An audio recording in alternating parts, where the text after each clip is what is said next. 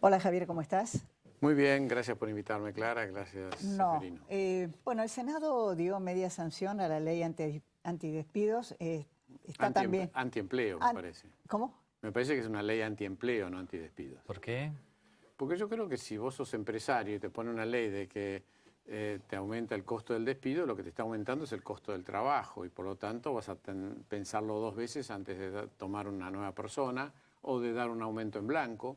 Entonces yo creo que esta ley funcionó a medias en el 2002 y digo a medias por no decir que no funcionó, porque en ese contexto la recuperación del empleo era mucho más fácil que ahora. Ahora realmente necesitamos una recuperación del empleo mucho más compleja que en ese momento, donde la actividad estaba al 40%, o sea, había una 40% de capacidad ociosa y por lo tanto era fácil el aumento del empleo. Ahora, ¿qué necesitamos? Inversiones reales. Necesitamos, vamos por partes, Seferino, o sea, la ansiedad es un problema. Entonces yo creo que lo que había que hacer era reinsertarse en el mundo y esto fue logrado hace pocos días. Ahora se puede lanzar la política económica. Todo lo anterior ni siquiera es una primera etapa, para mí es una etapa preliminar, es un precalentamiento. Ahora empieza la política económica. Ahora se puede hablar de combatir la pobreza como de combatir la inflación. Hace 2 semanas no se podía, porque no tenía financiamiento externo o era incierto su costo. Ahora puedes tener un plan monetario, puedes tener un plan fiscal y también podés tener el desembolso de los organismos internacionales para hacer cloacas, luminarias, pavimentos, hospitales, todo lo que hace falta para combatir la pobreza, que va a generar además una cantidad de cientos de miles de empleos. O sea, solamente lo que se va a hacer en los 3 cordones del Gran Buenos Aires son 100.000 empleos. Entonces, yo creo que la política económica empieza ahora. Hasta ahora se soturaron las hemorragias para poder llegar a esta instancia, con una mezcla de gradualismo y de apuro. No quiero usar la palabra shock. ¿Apuro en qué? En que había que empezar cuanto antes eso, por eso se salió del cepo, por eso se subieron las tarifas y por eso se llegó al acuerdo con los holdouts, que fue exitosísimo. A mí me indigna que alguien discuta si es bueno o malo festejar esto. Obvio que hay que festejarlo. ¿Por qué? Porque veníamos de 15 años que estábamos aislados del mundo y ahora accedemos a un financiamiento que va a servir para combatir la pobreza, para tener un plan antiinflacionario, para hacer todo lo que hay que hacer. Ahora, Alfonso Pratgay dijo en las últimas horas, dirigiéndose a los empresarios, ahora no, se han quedado sin excusas. Ahora no tienen más que invertir, si no demuestran que no están a la altura de las circunstancias. Pero ¿Sí? ¿Vos compartís eso? Totalmente. ¿Pero se puede invertir con una tasa de interés tan alta? No, por supuesto. Entonces hay que invertir endeudándose en dólares. Tenés una tasa en dólares que ha bajado a menos de la mitad de lo que era. Nadie le recomendaría a un empresario tomar plata en pesos al 30% en este momento, pero la plata larga hoy está afuera. Lo más importante de los 68.000 que le ofrecieron no son los 16.000 que entraron, sino los 52.000 que quedaron afuera. Por estos 52.000 millones, el 10% de eso va a ir a financiar provincias que van a reclamarle alrededor de 5.000 millones de dólares. Pero el resto son argentinos. Yo estuve en New York la semana que se hicieron estos y estuve hablando con más de 25 bancos de inversión, fondos, etcétera. Hay ansiedad por prestar o colocar dinero en la Argentina. La mayoría financiero, crédito, pero también una parte de inversiones reales. Esto va a llevar un tiempo. Pero no hay que empezar a criticar por el tiempo que va a llevar. Esto es lógico que lleve tiempo. O sea, lo primero van a ser las obras de infraestructura. Eso es lo que ya está. Es lo que está. Por organismos. Por organismos. Claro. Eso comenzará. Esto ya va a empezar en los próximos meses. Ya se están haciendo, sí, ya se están haciendo licitaciones, cientos de licitaciones para cloacas en los cordones. O sea, yo creo que hay muchísimos estudios ya hechos que esperaban esto para empezar a desembolsar estos fondos, tanto BID como Banco Mundial, como la Corporación Andina de Fomento. En el mientras tanto, hay mucha gente que le cuesta llegar a fin de mes. Esto lo reconoció el propio Pratgay, ¿no? Pero por supuesto, no es gratis lo que hizo el gobierno anterior.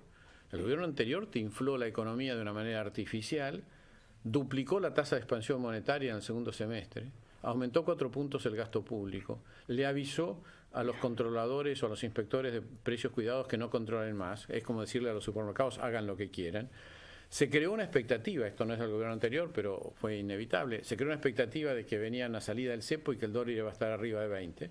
Y todo eso generó una expectativa inflacionaria que claramente fue exagerada. Yo voy a los supermercados, yo no sé si ustedes van a supermercados. Sí. ¿Qué hay en el supermercado? Hay ofertas todo el tiempo. Te llevas 3, pagás 2. La segunda unidad, 50. ¿Por qué? Porque los empresarios subieron de más los precios y en lugar de retroceder con los precios, hacen ofertas. Eso no lo capta el índice. Por eso es que cuando se habla de una inflación del 6%, no es que todos los precios subieron al 6%. Tenés unos pocos precios, las tarifas que están subiendo al 300% y una cantidad de precios que suben entre el 1 y el 2. Todo esto, la política económica hasta ahora, ¿es lo que vos hubieras hecho? ¿En nada se equivocaron? No, ¿En nada no, tardaron? yo me hubiera equivocado haciendo cosas distintas. O sea, Por yo ejemplo. yo me hubiera equivocado haciendo cosas distintas. Por ejemplo. Yo hubiera demorado más en salir del cepo, ¿por qué? Porque yo partí de la base que una negociación con los holdouts iba a llevar todo el año. Y me equivoqué. O sea, lo hicieron brillantemente. Hay que entender lo que fue eso. Hay que entender que Luis Caputo, en la primera reunión que tuvo allá en el mes de enero, venía no de 0, de -10. ¿Por qué? Porque venía representando un país que había mentido, insultado a los jueces, no respetado las normas. Pero no el negociador, la presidenta de la República. Entonces, la recuperación de la confianza para empezar a demostrar que los mentirosos eran los holdouts, que los que habían tenido codicia eran los holdouts, que estaban reclamando mucho más que lo que les correspondía. Porque los holdouts celebraban tener a Kicillof enfrente. Cada día que pasaba cobraban 4 millones y encima el que parecía no querer acordar era Kicillof.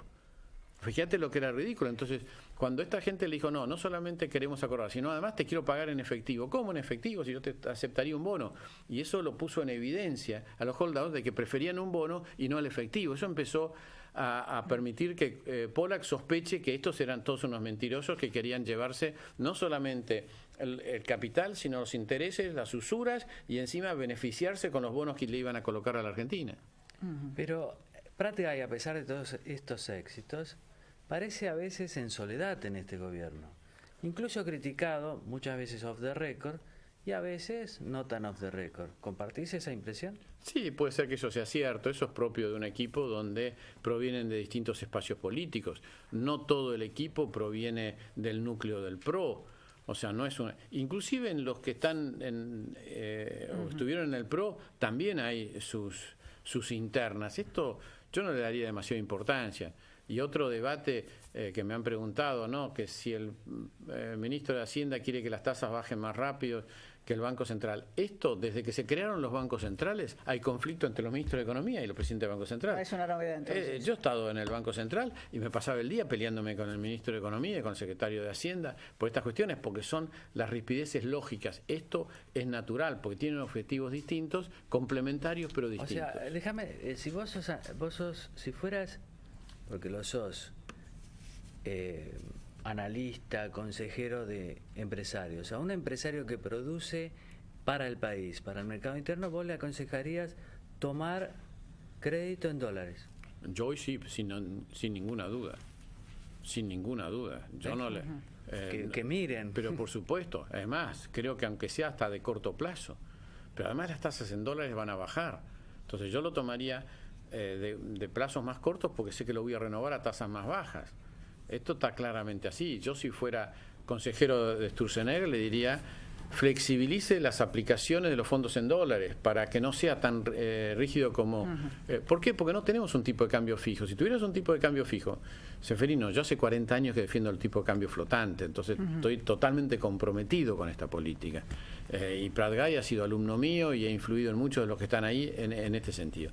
Entonces, yo creo que teniendo tipo de cambio flotante, no tenés que tener miedo a las trampas que pudo haberte creado una convertibilidad o la tablita de Martínez de Oz, porque eso era la trampa del tipo de cambio fijo. Yo creo que hoy tenés todas las herramientas de flexibilidad para salir cuando sea necesario de un tipo de cambio. Pero creo que la Argentina hoy enfrenta una enorme oferta de dólares contra una demanda mucho menor. ¿Por qué? Porque los argentinos tenemos mucho más dólares que pesos. Javier, ya para cerrar, yo insisto en el rol de los empresarios. ¿Crees que no están respondiendo? No, yo creo que no, porque los empresarios son producto de la realidad de los últimos 10 años. Y en los últimos 10 años los empresarios cazaron en el zoológico. Guillermo Moreno les permitía altísimas tasas de rentabilidad en espacios protegidos y les hacía creer que les competía, les permitía importar a un precio ridículamente bajo y les defendía. Entonces hoy hay que, si el empresario puede no competir, no compite. El empresario hay que obligarlo a invertir por necesidad, no porque esté optimista.